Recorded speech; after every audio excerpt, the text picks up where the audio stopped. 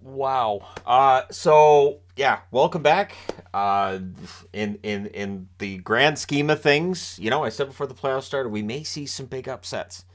And then when I was doing my picks, I was like, well, I can't really see these lower seeds winning these series, and that's usually the blind spot we have, right?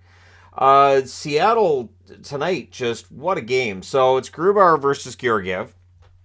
There's a post for Geeky, and then Rodriguez is tonight on a rush, so pretty wide open to start. Dunn has a shot that's caught and held, and then that's repeated on the next faceoff. And both goaltenders catch, hold, catch, hold.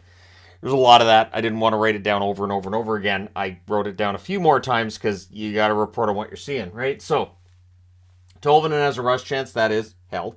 Both goalies not giving up rebounds because every time a puck comes near him, you catch it in the glove and you don't put it down.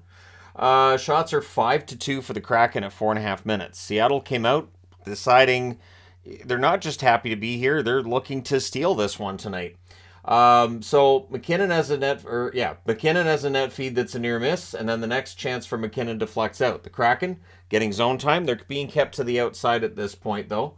There's a kick save on Sprong. The Avs press at 9 minutes. Kraken block. There's a power play for Seattle. That was killed off, and they were a crossbar away from the lead. So Seattle, post here, crossbar here, chances, just not getting those goals early.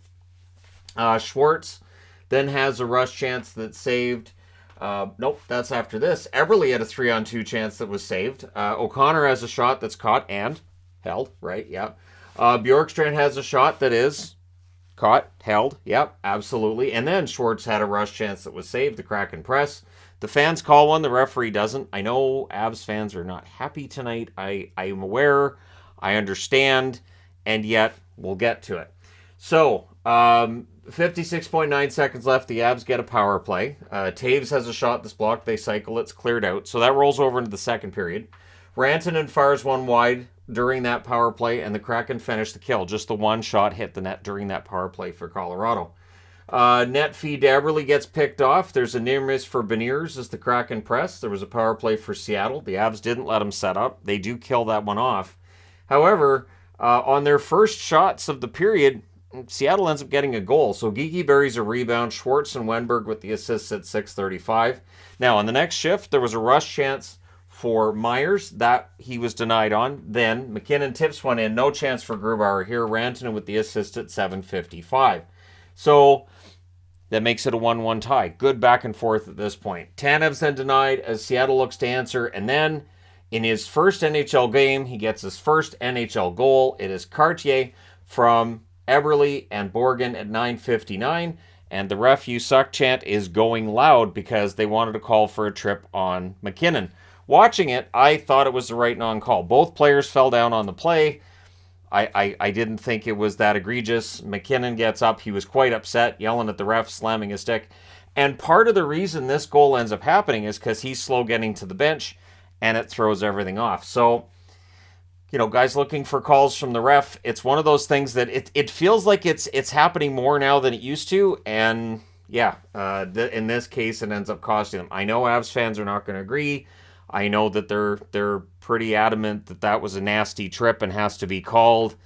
There was stuff that wasn't being called for both teams in this game. We only had 4 power plays in the entire game. That's that whole let them play kind of aspect.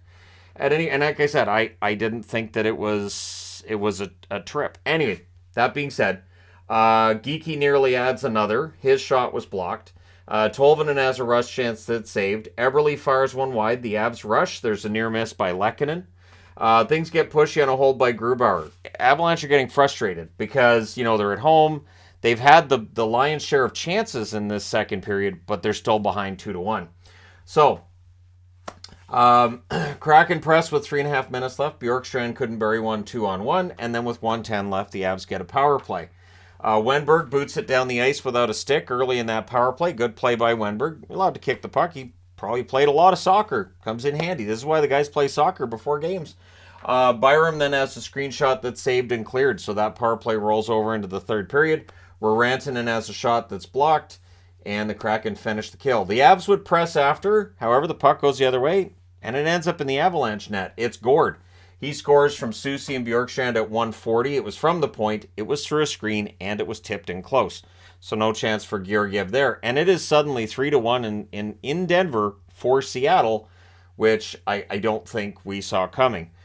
Seattle nearly adds another. Beniers has a chance that's held. The crowd's pretty quiet at this stage. Lehkonen then with a near miss. Wenberg clears it out. We get a press by the Avs at 3.5 minutes. Alexiak ties up Byram at the net. Schwartz had a rush. That was defended. The shots are 3-2 for the Kraken at 6.5 minutes. Bjorkstrand fires one wide on a break while the fans wanted a call there as well. Jack Johnson fires one high then as the Avs press. Things get pushy again on a hold by Grubauer. There's more pushing on the next hold by Grubauer as well. No calls being made there. Bjorkstrand then has a chance that deflects out. Kraken limiting the Avs' chances, keeping him to the outside. Pretty modern style of trap. And I don't know if it was just me, but it is Brian Boucher was doing the color tonight. It felt like he was kind of in Jeff Goldblum territory of just the amount of explanation he was giving for things. Or I kept thinking, I don't know we need that much explanation, but all right, Bouch, cool. So anyways, it was a modern style of trap being employed by Seattle at this point, and it can be really frustrating for the fans of the other team to watch, and B, for that team to play against. So Tolvanen's denied and close. Georgiev holds. Eberle has a 3-on-2 chance that's blocked. Gerard has a shot that saved. The rebound's cleared. Schwartz fires one high. The Avs knowing they cannot allow another goal. This game is done if it becomes 4-1, right? Avs press. The Kraken block. Tolvanen has a break. He is poke checked by Georgiev. Best play by Georgiev on the night. You poke the puck off a stick, you don't have to worry about it going in. So they pull the goalie with 3:50 left, and pretty quickly after, Rodriguez has one that deflected in off two members of Seattle, the last one being Alexiak. So there's a little bit of luck involved, but hey, you need that, right? You're down by 2. That's at 16:23. Taves and McKinnon with the assists. So that makes it 3-2. Gord's then denied as the Kraken look to answer, but offensive zone face-off with 2:55 left means you pull the goalie again. Rantanen has a shot that saved. The rebound's cleared. Gord had an empty net goal that was blocked by Rodriguez. That looked like it hurt. McKinnon fires one high as we reach the final minute. And Lehkonen has a shot that's blocked, and Seattle clears it. They end it. This was a really solid road game for Seattle. They win this one 3-2, and they lead the series 3-2. They can win this at home. We may see the Avalanche go out in the first round. And I think on the channel we had, 16% took Seattle? For that 16%, I tell you, good call. Even though some of those 16% would have just been, and I hate the Avs. I can't pick the Avs. I can't.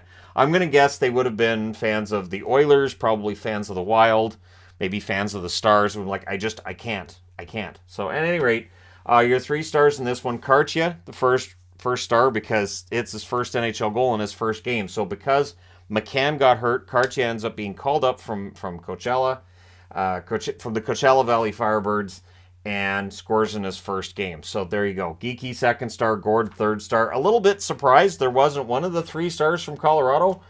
Did they announce this in the Denver arena, these 3 Seattle players? Anyways, shots are 15-8 Seattle in the first, 10-6 Colorado in the second, 10-7 Colorado in the third. Both teams had 28 shots in this one. Power plays, both teams 0 for 2. They let them play.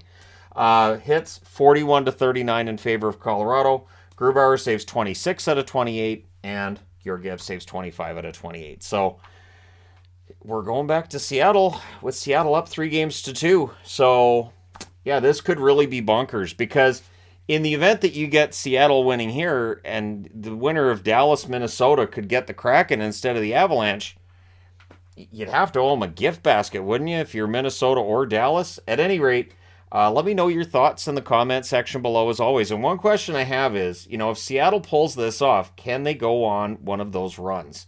One team I saw them being compared to tonight is the 2003 Minnesota Wild. I can see that. More of an exciting style of hockey being played than by the 2003 Minnesota Wild, but I can see some of the play of that 2003 Wild team in the Seattle Kraken right now, who also pulled off huge upsets in that 2003 run. And so maybe it's Seattle's turn. Can they pull this off? Let me know your thoughts. Hit like and subscribe if you're browsing your way through. You just happened upon this video. These playoffs have been crazy, and road teams love the playoffs, as we saw tonight. Both games, road team, there you go. We have 3 games tomorrow. Does it happen tomorrow as well? We'll tune in and find out, won't we? Thank you guys so much for all your support. I will talk to you again soon.